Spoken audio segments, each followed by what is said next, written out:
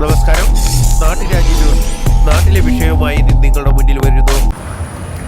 ഈ കാണുന്നത് വെങ്ങല്ലൂർ ഊന്നുകൽ റോഡ് രണ്ടാമത്തെ വളവിൽ പള്ളിക്ക് സമീപം കൊടുവളവിൽ കാണുന്ന വളരെ അപകടമായ രീതിയിൽ തന്നെ വാഹനങ്ങൾ ചീറിപ്പാഞ്ഞുകൊണ്ടിരിക്കുന്ന ഈ കൊടും വളവിൽ 6 മാസമായിട്ട് നിരന്തരം വെള്ളം ലീക്ക് ചെയ്ത് പോയിക്കൊണ്ടിരിക്കുകയാണ്.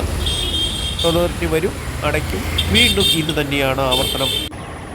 സ്ത്രീകൾ ഉൾപ്പെടെ നിരവധി പേർ ഇവിടെ അപകടത്തിലായിട്ടുണ്ട്. ഊന്നുകൽ റോഡിൻ്റെ പൊതുവായ അവസ്ഥ വീതികുറവും ഇതുപോലെയുള്ള കുഴികളും ഇപ്പോൾ കുറേയൊക്കെ പരിഗണിച്ചുകൊണ്ടിരിക്കുകയാണ്. പാറ ജംഗ്ഷൻ അപ്പുറത്തേക്ക് എത്രയൊക്കെ പരിഗണിച്ചാലും വാട്ടർ അതോറിറ്റിയുടെ പൈപ്പ് എപ്പോഴാണ് പൊട്ടി ലീക്കാവണമെന്ന് അറിയത്തില്ല.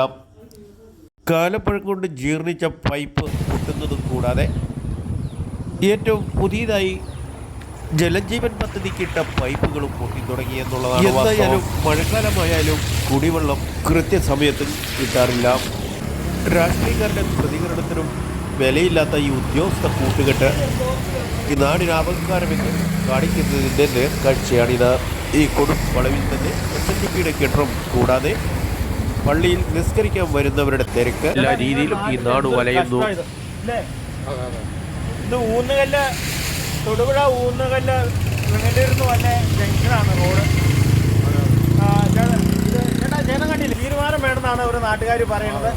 ഒരു എത്ര 6 മാസത്തോളമായി ചേട്ടാ. ഇത് മുല്ലപ്പെരിയാറിൽ മലമ്പള്ളം കൊണ്ട് തന്നെയാണോ പറയുന്നത്? 4 മാസമായിട്ട്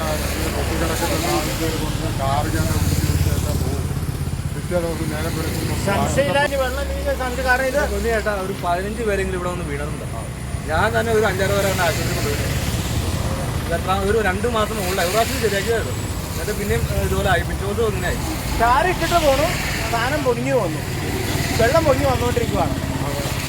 15 പേരോട് ഇവിടെ അപകടം വന്നാൽ തൊട്ട് കടക്കാരം വന്നു. വളരെ ഡേഞ്ചറായ ഒരു ജംഗ്ഷനാണിത്. എത്രയും പെട്ടെന്ന് ഇത് പണി തീർത്ത് നാട്ടുകാർക്ക് കൊടുക്കണമെന്നാണ് പറയുന്നത്. വാട്ടർ അതോറിറ്റി പ്രത്യേകം ശ്രദ്ധിക്കേണ്ട മെയിൻ്റനൻസ് വർക്കിൽ ഫണ്ട് ചിലവാക്കുകയല്ല, അത് പ്രയോജനം ചെയ്യണമെന്നും കൂടെ അഭ്യർത്ഥനയാണ് നാട്ടുകാർക്ക്. ഓക്കേട്ടാ.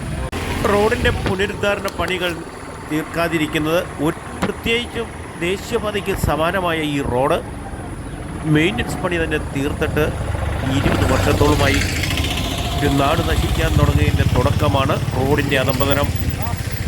റിപ്പോർട്ടിംഗ് KK വിജയൻ, നാട്ടുരാജ്യ ന്യൂസ്.